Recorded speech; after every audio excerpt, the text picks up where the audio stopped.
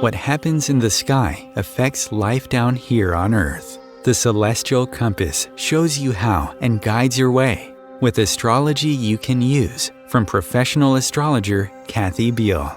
Every episode features her light-hearted, practical forecasts and navigational tips, blended with humor, optimism, and a love of patterns, symbolism, and pop culture references. Kathy translates technicalities into concepts that apply to real life. You'll learn how the current moment ties to where we've been, from the recent past to cycles that last happened years ago, and get a look at where we're heading. And much more, from special topics to special guests. The Celestial Compass, enlightening, entertaining, and empowering. Here's your host, Kathy Beal. Greetings, Earthlings. This is Kathy Beal of Empowerment Unlimited.net. Steve is greeting the world. I am delighted and honored to have returning renowned astrologer Steve Judd. Thank you so much. You've delighted my show many times. You've honored us many times, and I'm so glad you were able to make the time to talk with us again. Hi, Kathy. Yeah, great to be back. Thank you for your continued support.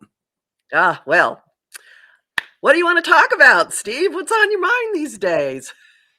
How long you got? Well, I got into a bit of trouble over the weekend when someone said to me, how do we solve the world's problems? And I said, shoot all the Aquarians. Help! No! I'm a good one. In trouble straight away. Look, there's no point in dilly-dallying about it, to use an English saying. The internet is full at the moment, more so than I've ever seen it, of wannabe astrologers talking about how this Mercury retrograde is the one that changes everything, or this full moon is going to bring the end of civilization, or how 3i Atlas is the harbinger of technological doom that's going to signify the end of humanity. And it's all just clickbait. It's just clickbait. That's all it is. And these people need to be ashamed of themselves. They're certainly not astrologers. Because if they were, they'd be taking it seriously, and they're doing astrology an injustice. And if I'm any judge of astrology's capacity as a live, valid, valent force for change in the world, not an inert subject, astrology, people don't find astrology, astrology finds people. And if people are abusing astrology's gifts, then she's going to take them away from them. So that's my rant bit over. Well, I call them the TikTok astrologers, and they drive me up the wall. The wall. Pathetic, truly pathetic. I do want to get a couple of plugs in, but I'll do that whenever it's convenient for things I'm doing. You've got a lot going on. One in particular. Yeah, I've got some big gigs next year. I'm doing a big one with Penny Thornton, the Amadown conference, and Shifts Happen is going to happen again. But on solstice this year, on Saturday the 20th, I'm doing a free live stream on the 6th of December. That's to the world. But on the 20th, I'm doing a paid live stream on the sacred geometry of the solar system, because the stuff that's coming to light just in the last few months on the never 100%, but on the 99.999% accuracy of some of the sacred geometry that's actually out there in our solar system, the perfection of it, it's never been really truly acknowledged as being as simple and yet incredibly complex as it is. And it's groundbreaking stuff. So I'm going to be doing stuff like that on the 20th of December. But that's kind of a hobby thing for me, because that's about exploring and stretching the boundaries of astrology. When you come down to the down-to-earth, grounded nuts and bolts, how the astrology that you and I have been practicing for decades and decades actually still affects people at the daily and individual as well as collective level, then any astrologer worth their salt, any astrologer who can look at that and read the patterns in there, knows that the next 6 months is going to affect the next 100 years in a way that's never, ever, ever happened before. It is a truly monumental time. We're on the cusp of an absolutely pivotal point in evolution, that our apprenticeship as a species is at an end. And the decisions we make collectively in the next 6 months are going to determine whether we head into dystopia or utopia, and whether we as a species will survive and thrive, or whether we'll be extinct in couple of hundred years. I can be that black and white about it. So yeah, fascinating times to be alive. No argument. What? No What's wrong with argument from me. I happen to agree. But I have a 29-degree Jupiter, so I'm enormously optimistic. As you're being no doubt aware, there's a lot of big lineups coming up in the next 6 to 8 months, 9 months. The last of which, or the last big lineup, is in mid-July, where you've got Pluto at 4 degrees Aquarius, Uranus at 4 degrees Gemini, Neptune at 4 degrees Aries, and Jupiter at 4 degrees Leo. I have Jupiter at 4 degrees Leo, and Chiron at 4 degrees Aquarius. So yeah, I'm kind of got a vested interest in making this a good thing, I hope. But we got to get through to July first, because there's some serious stuff coming up. So can I give you my take on it? I would love you to do that. I'll just sit and listen, and everyone else can do that as well. Right. I realize when I'm talking to you, I'm preaching to the converted, but we're talking to the people out there. The moon doesn't only go round the Earth. The moon also goes up and down, north and south of its orbital pattern, and it also goes further out and further in. So it's got four really. It spins round the Earth once every month. It spins on its axis once a month. It moves out and in. And at its closest, it's about 215,000 miles away. And at its furthest, it's nearly 250,000 miles away. So quite a big difference. And then it goes up and down, up as far as 23 degrees, north and south of the solar equator, of the celestial equator. So the moon is always in flux. But what's really unusual is that at this time, the moon is static in its orbit around the Earth. It's not moving out or in, and it's staying at the same speed for 6 months. What this means in terms of manifest phenomena is that over a 6-month period, every full moon and new moon is going to be at the same degree of consecutive signs. So we're now 1 month into a 6-month period where all the new moons are at 28 degrees and all the full moons are at 13 degrees. And yes, there's a solar eclipse coming up with the new moon 17th of February, 28 degrees Aquarius. I noticed there's a few world leaders with a lot of very important planets at 28 degrees. So I'm expecting some really, really big changes in the world. But it's not just the full and new moons. It just so happens that there's a gradually increasing concentration of planetary energy in isolated signs. It started already with the new moon in a few days ago, when we had Mercury conjunct the Sun and Moon at Uranus. The next new moon, we've got the Sun and Venus, I think, in Sagittarius. Then we've got the Sun and the Moon and Mars in Capricorn. And by the time we're into the new moon in Aquarius, we've 4 planets in Aries, 4 planets in Aries, 3 in Pisces, 3 in Aquarius. Then we get to the new moon in Pisces, where there's sort of 4 or 5 planets in 3 or 4. And then something like the 18th 17th of April, get the actual date. We have the new moon in Aries with in Aries. And it's not just randomly spaced throughout the sign of Aries.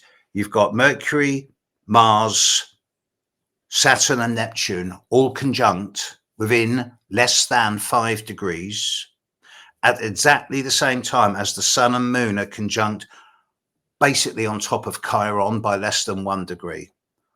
The Mercury, Mars, Saturn, Neptune's at the start of Aries, the sun, moon, Chiron's at the end of Aries, but we've still got 7 planets in Aries. Now, I've gone through all the ephemerides I can find. I've used AI to trace it back. I cannot find a time in the last 10,000 years where there's been 7 planets in Aries. And if there has been a time where there's been 7 planets in Aries, it was before the outer planets were discovered and we weren't aware of their influence. So this is a once in a species event, not just once in a millennia, much bigger than that.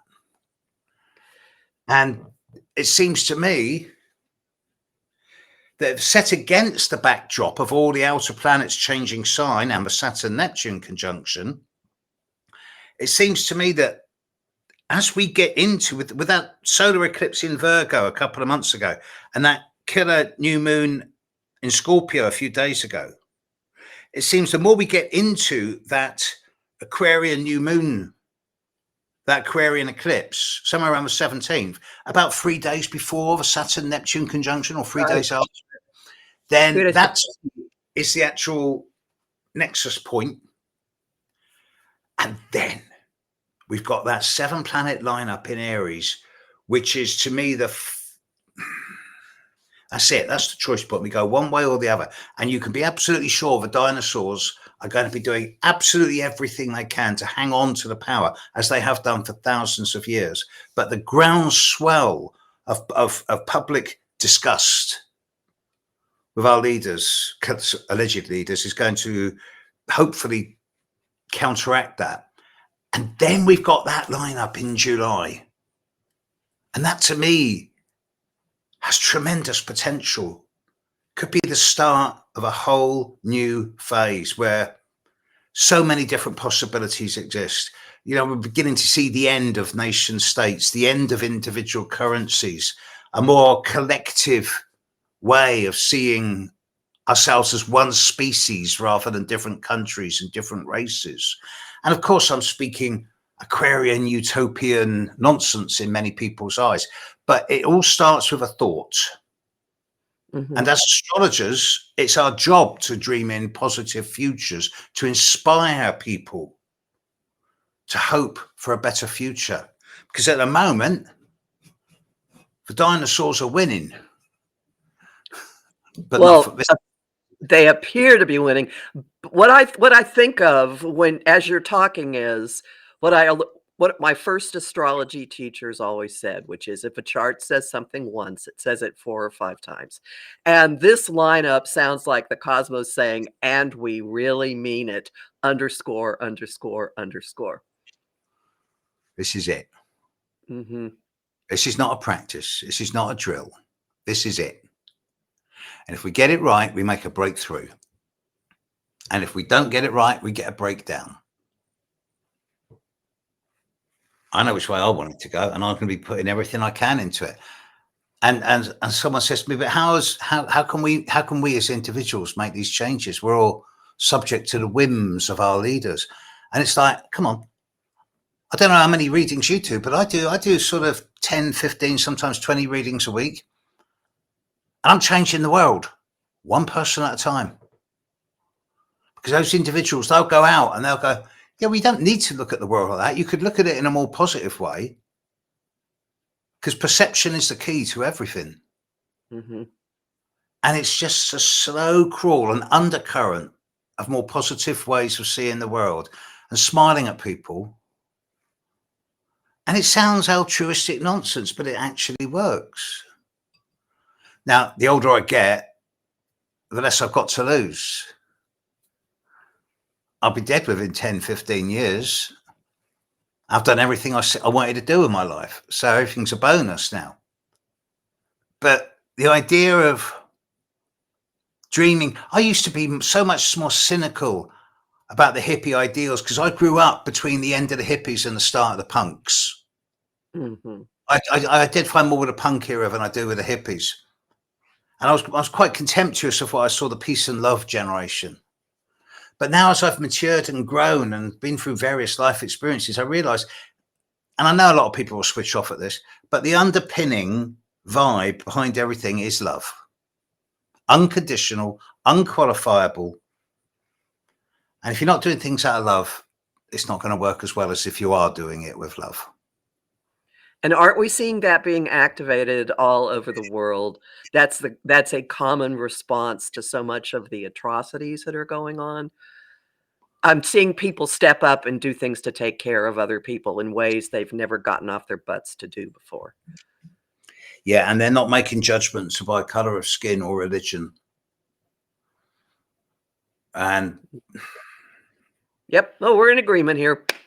Um, and for people who are out there freaking out, I love the fact I've done research. I've talked to a lot of people who've done research that the Saturn-Neptune conjunction in Aries at that early part of the zodiac is first detectable at basically the dawn of civilization. So you can look at this as rebooting. And when people come to you and say, "What can I, as an individual, do?"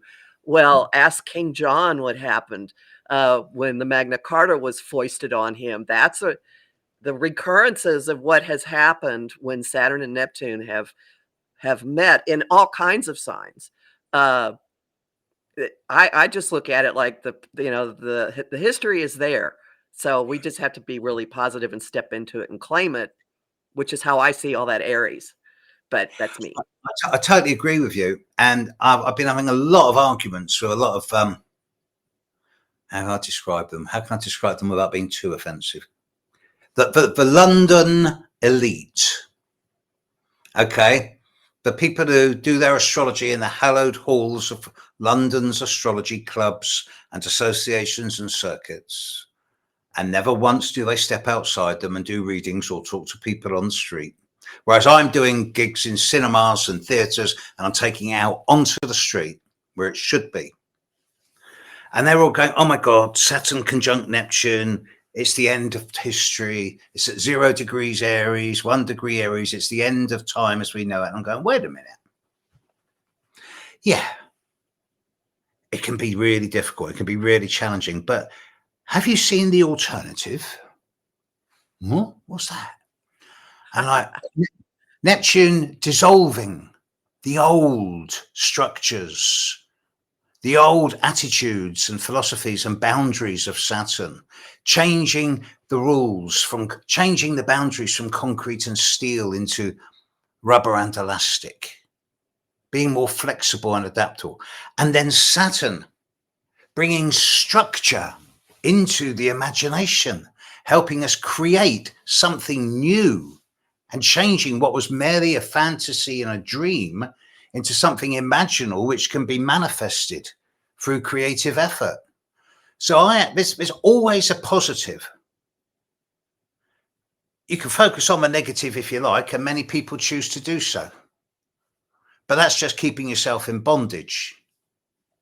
Whereas by focusing on the positive, yes, you may be a dewy-eyed dreamer.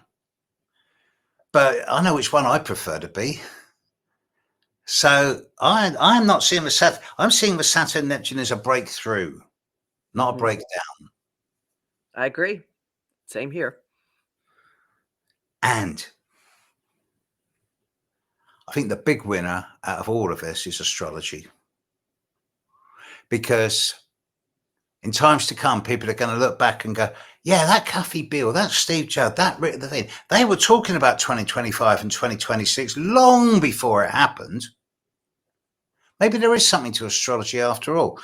And I'm beginning to I've come up with this idea that astrology is the lingua franca of the emerging consciousness revolution. It's the universal language. I love that. I talk to people in Japan and Korea, in Paraguay, in Taiwan and Vietnam. And I'm not speaking words. I'm just drawing astrological symbols. And they're going, oh, yeah. And they're drawing them back. And we're talking each other in the language of astrology. it's a planet-wide language. And Esperanto for the new age. absolutely, Kathy. What a time to be an astrologer. Now, I've heard you say, have I not, that you're an advocate of teaching astrology in schools, that it would make a vast difference in how humans evolve if kids learned it. That's evolved in the last year. I've always said, since I started studying astrology, I said in the 70s that I wanted on my epitaph, on my gravestone, that if astrology were taught in schools, within 2 generations, we'd see an end to warfare, racism, misogyny, and violence against people. Now, what's happened in the last few years, I've discovered that astrology is being taught in some schools, particularly Montessori, Steiner schools. I had I've no idea. realized there are now a number of astrological entrance into universities. I was at the first one with the Masters in Cultural Astronomy and Astrology at Bath Spa University, now at Lampeter. There's the Kepler conference in Washington State, and that's got a big university gravitas. There's now astrology being taught in university colleges in Dubai, admittedly from an Islamic perspective. And one of my close friends, Alex Trenoweth, who is a full-time professional educator. She's been a teacher in mainstream schools for 30 years. She's also been an astrologer in schools for 30 years. And her research on the Jupiter cycles, the 12-year Jupiter cycle, amongst the age group of sort of 5 to 17-year-olds, the main educational age, is groundbreaking. And she explains why some teachers dread taking the sort of the age group of 11 to 13-year-old, because they're the most disruptive. Well, they're going through their Jupiter return. They're really growing, and they're growing faster than their brain can keep up with.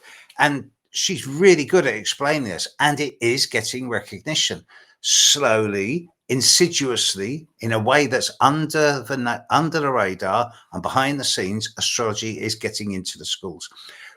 When I did my MA, we couldn't go any further. There was no PhDs, and now there are. But it's not a PhD in astrology.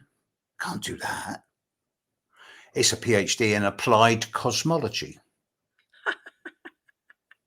Go figure. You know? So it's just not happening fast enough. Yeah. Well, now you're taking it to the streets. You're an advocate. So talk about, I mean, cinemas. What you've had conferences where you've booked a cinema? Yes. In the last 2 months, I've rented a big cinema right at the end of a big 5-star hotel at the very end of Carnaby Street in Soho in central London. And I've put on conferences, one evening conferences with myself, Alex Trenoweth, Rick Levine. We've streamed it live to the world. First one, we only had about 35 people. Second one, we had about 75, 80, and we streamed it to 200 or 300 people.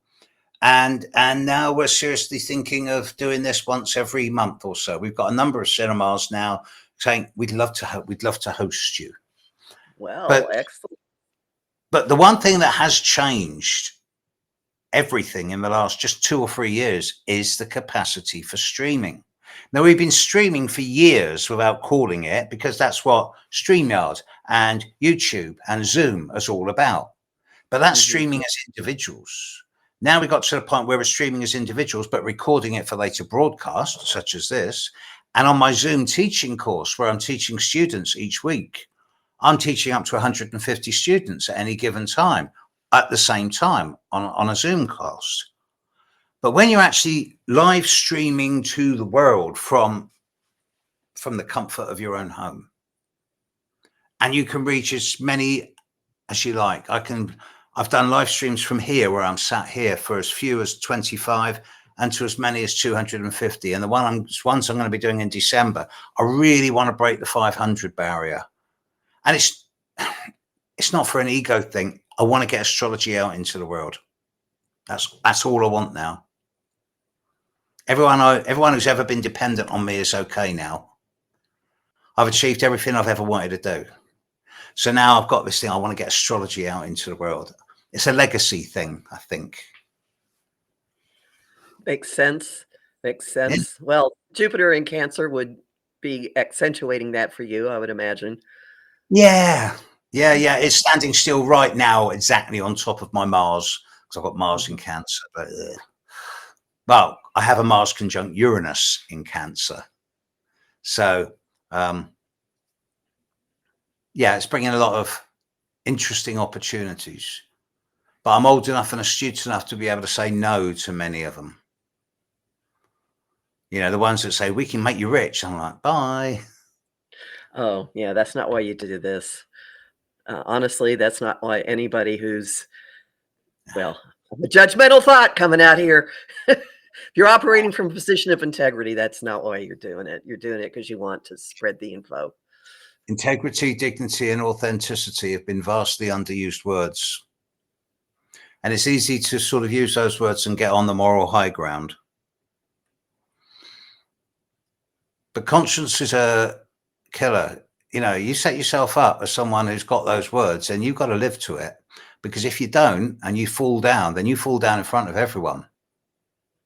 And conscience, what is it? Richard Bach, Illusions. Mm-hmm. Your conscience is the measure of the honesty of your selfishness. Listen to it carefully. Great. One of my 3 greatest books of all time in my book, in my eyes. I used to buy Illusions by 10, 15 at a time and just give them away as presents. It's great. You must know it. You must have seen it. Oh, yeah. Right. Yeah. Right. It's Well, we're going to take a break now, everyone. Hang in and we'll hear more about what Steve's got going for next year. Om Times TV. Want help with your own celestial compass? Visit my site, empowermentunlimited.net, for Astro Insight forecasts for each week, month, and new and full moon. Want to explore the personal impact? Make a decision? Understand another person? It is possible. Click the Services tab to book a personal session with me. That address again? empowermentunlimited.net.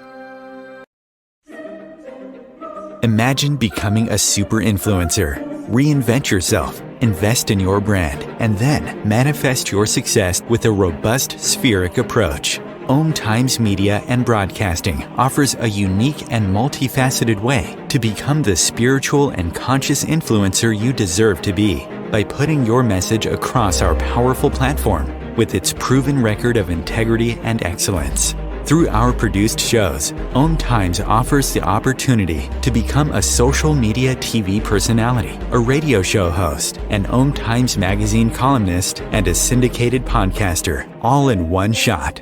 By live streaming your show on Om Times TV and broadcasting it across the extensive Om Times radio and TV networks, you become more than a host. You become an ambassador and a force for positive change. Om Times. Open yourself to the possibilities. If I could be you, and you could be me for just 1 hour. If we could find a way to get inside each other's minds. Walk a mile in my shoes. Walk a mile in my shoes. Well, before you abuse, criticize, and accuse, walk a mile in my shoes. Welcome back to Celestial Compass. We're talking today with Steve Judd. Steve, what are you telling people, or what are you thinking about how we can make use of the lead up time to all of those big aspects coming next year? I'm thinking specifically of what everything that's been churned up by the repeated grand water trines that are taking us through the end of 2025.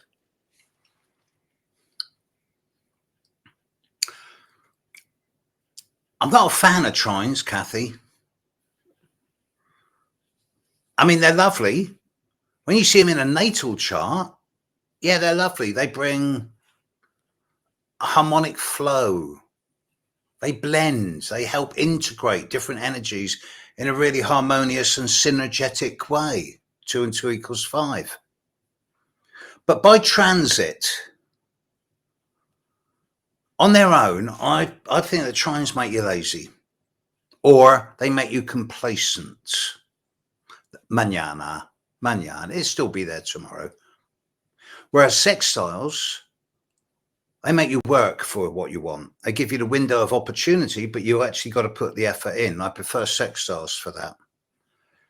Having said that,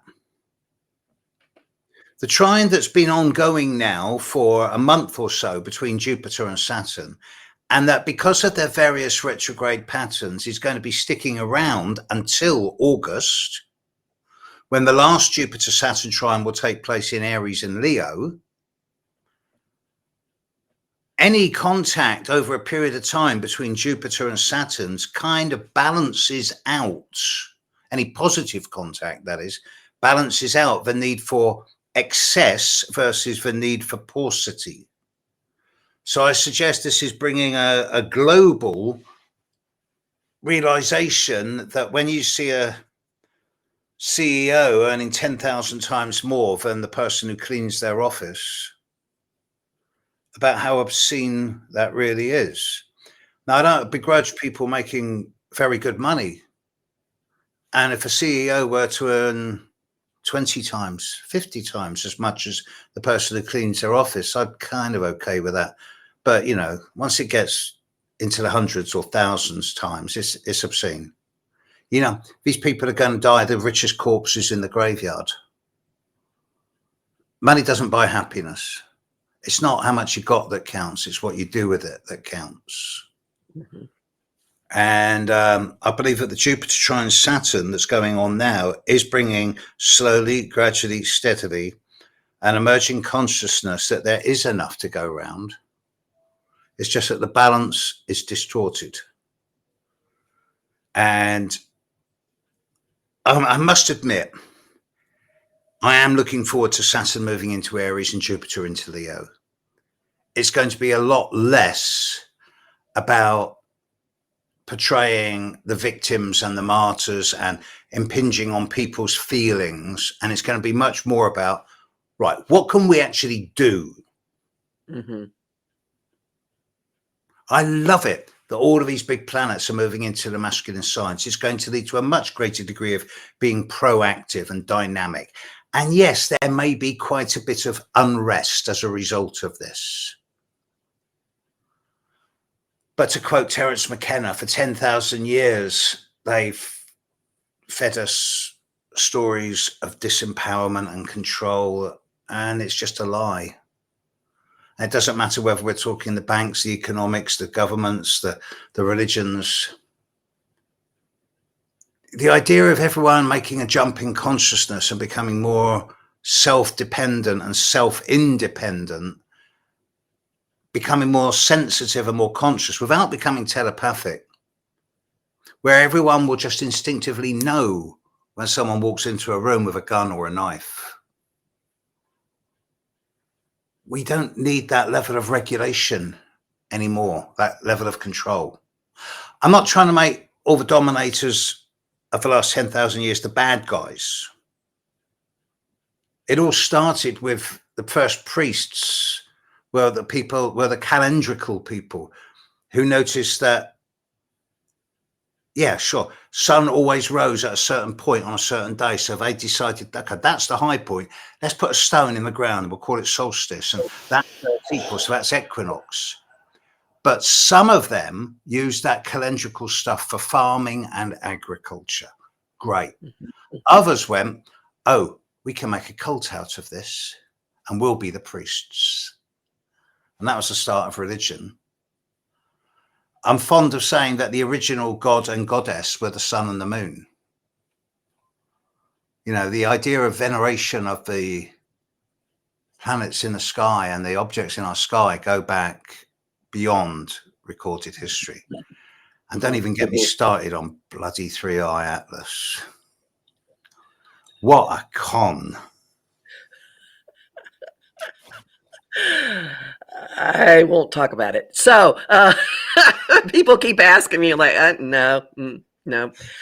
So what I'm hearing, or what I'm extrapolating from some of what you're saying, is Saturn, Neptune conjunct in Aries gives each individual the ability to be their own connection to the divine and not have to go through an intermediary.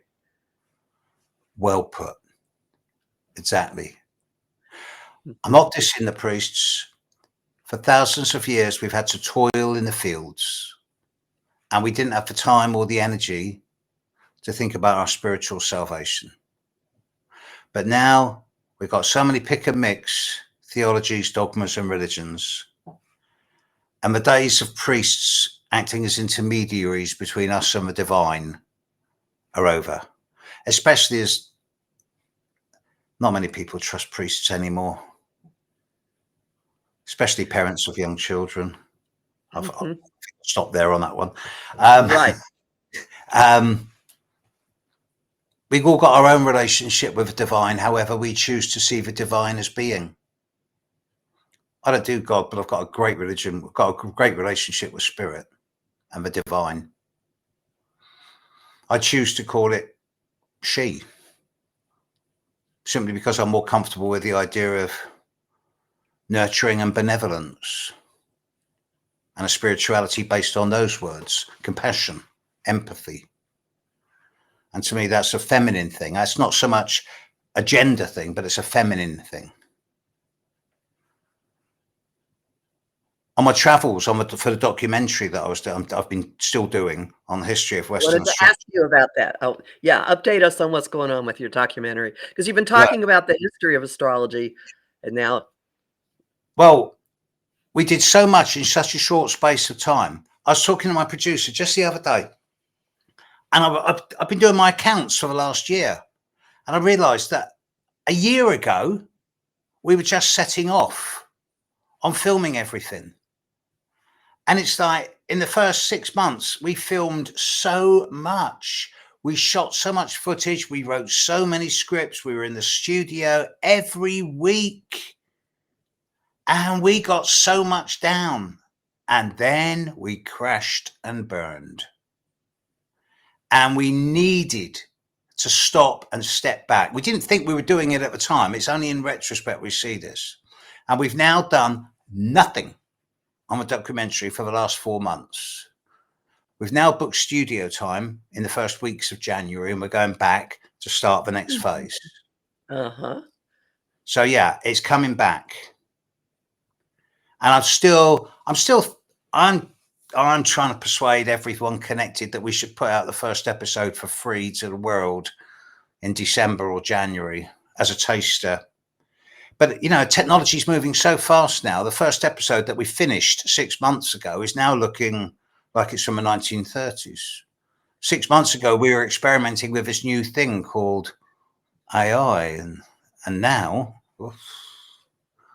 So we've got to update everything because time is moving so fast. But we need to get it out quickly while there's still time to get it out, because I want it out sooner rather than later, so that it can still influence people in terms of making the necessary changes to their consciousness and perception while there's still time to do it before it's too late.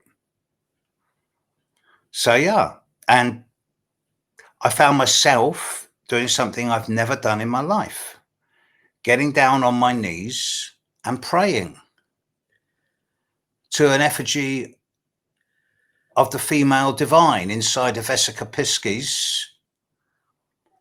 in a Austrian cathedral. Tears running down my eyes, and the bastards filmed me as well doing that. They also filmed me crying my eyes out when I'm stood in front of the 30-foot high cedar doors carved in such geometric perfection at the Mosque Cathedral in not Granada, in Cordoba in Spain. When you're confronted with 99.999% perfection of geometric symbolism to that quality of degree, and it's carved so long ago, as a geometer, it just hits me right there. And I burst into tears because, and it can never be perfect because you can't ape the divine. There's always a minute little flaw somewhere. So as to not insult God. Yes. Absolutely. But isn't it astonishing how your being reacts, short circuits your mind, and your entire being reacts when you are in the physical presence of certain things that maybe you've learned about, but they're real and you're in their force field? I was in the Mosquita, the castle next to the Cordoba Cathedral Mosque in Cordoba, and it's got 4 towers. One of them is the Tower of Light. And you walk in there and there's lots of little arrow-shaped windows all around at the top. And there's a lot of little arrow-shaped windows at the bottom of the floor. And you walk in there and everyone's going, oh, this is just for air and circulation. It's not. It's so you can sense the energy of the planets coming into that narrow, round, focal tower. And then you can expel that energy back down through the holes in the ground into the waiting people below. It's a cauldron of power. And yet the other side of exactly the other side of the square is another tower, which was the headquarters of the Spanish Inquisition for 300 years. Now, in the Cordoba Mosque, they have a little replica of the Jesuit priests, because once King Ferdinand and Queen Isabella retook southern Spain from the Muslims around 1300, they superimposed Christian effigies on top of all the mosques. They couldn't knock the mosques down. They were too big. Mm-hmm.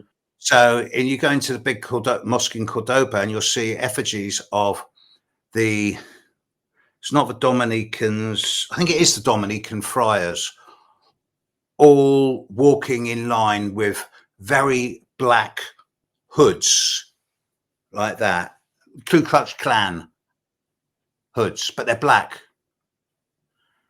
And they're the people who did the Spanish Inquisition. And you kind of look at it and you think, yeah, and you just get shivers when you look at it. And the joy looking at the Islamic geometry, and the shivers when you look at the rigid, misogynist Christian torturers. The paradox is unnerving. And there are beautiful Christians and there are bad Muslims, of course. But there's good everywhere and there's bad everywhere. It's just lifting the consensus, elevating the consensus slowly, gradually, steadily. So I think that the Ku Klux Klan got their idea of their costumes from the Inquisition. I'm guessing here. But it seemed pretty weird that the priests of the Inquisition had exactly the same garb as the Ku Klux Klan, except that the Ku Klux Klan had it in white and the Inquisition were all in black. Fascinating. I agree. Mm. All right, so you will be reviving your work on your documentary, and that's one thing you've got going for 2026. Tell people about the concept of shift happens. A year ago, I was getting really irritated with the hallowed halls of astrology. I'm a punk. I belong to the Groucho Marx school of astrology. I wouldn't belong to any group that would have me as a member. And I've got a few friends who are like that. One of them's Rick Levine. And I was saying, I think I'm going to put on a conference. Will you come? He went, yeah, I'll come. Make it so I don't lose any money and I'll come. I said, okay. And we tossed a few names around. And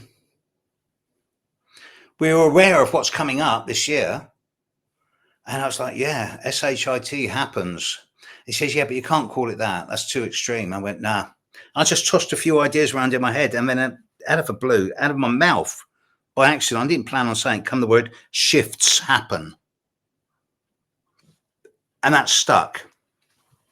And last year it was me, Rick, Penny Thornton, Alex Trenoff, and Nick Campion. And this year it's the same crew, except that instead of Nick Campion, we've got Darby Costello.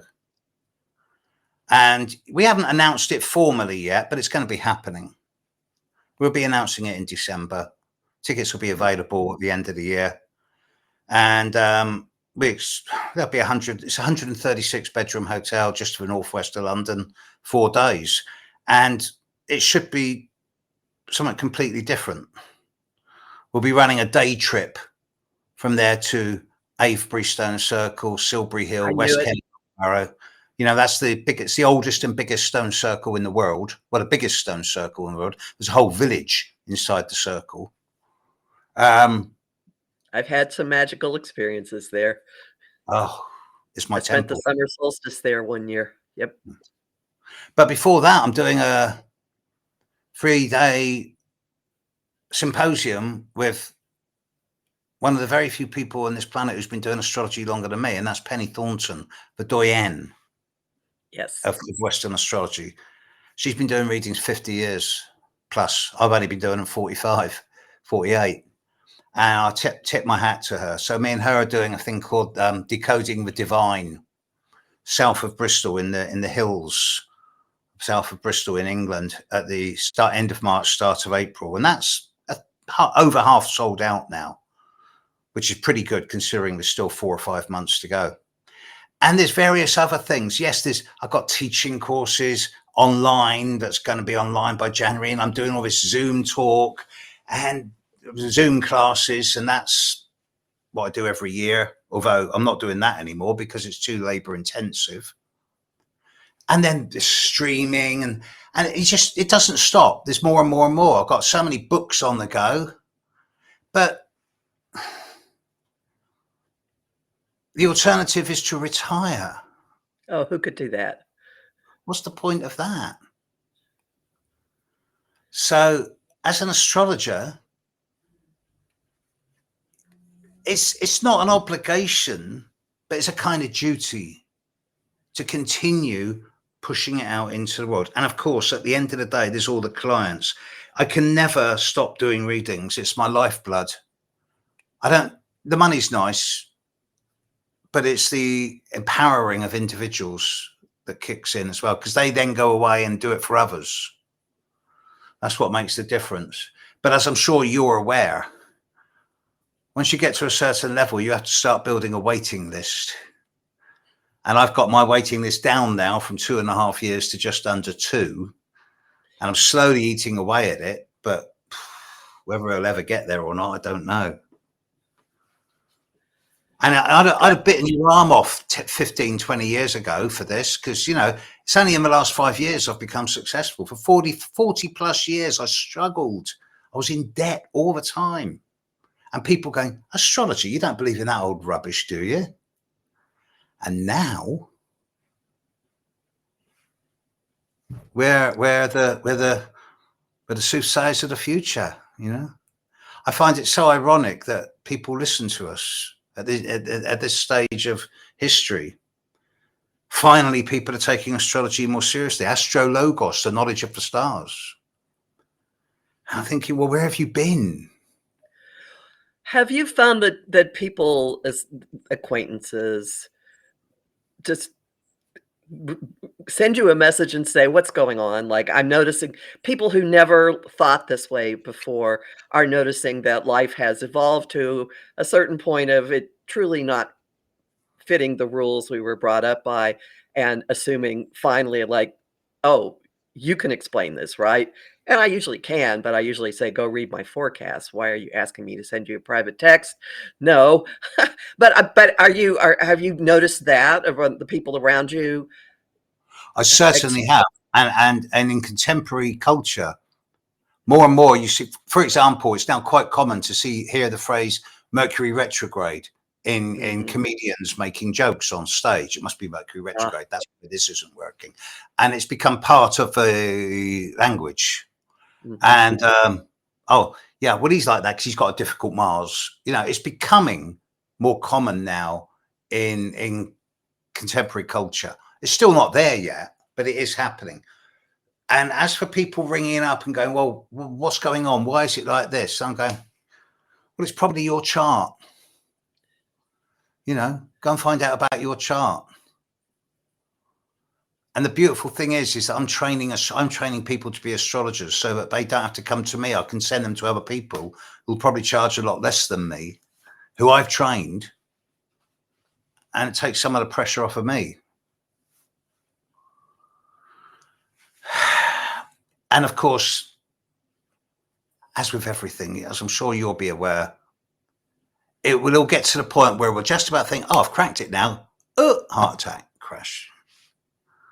We'll get to that point 1 or 2 minutes before we die where we think, cracked it.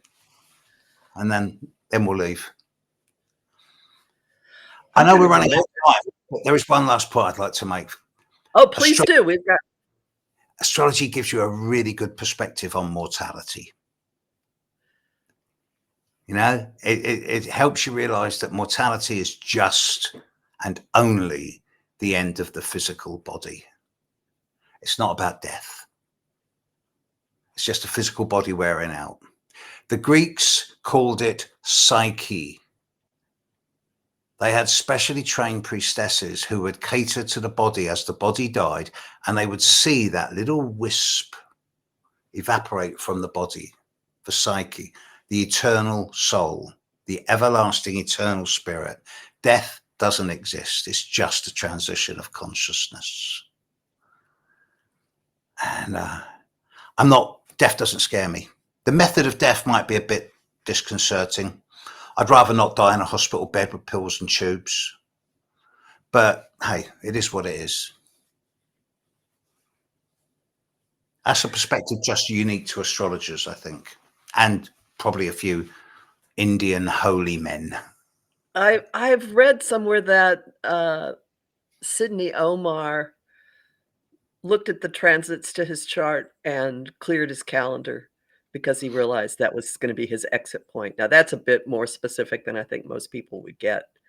But I've worked out 6 potential exit points for myself. 2 have passed now.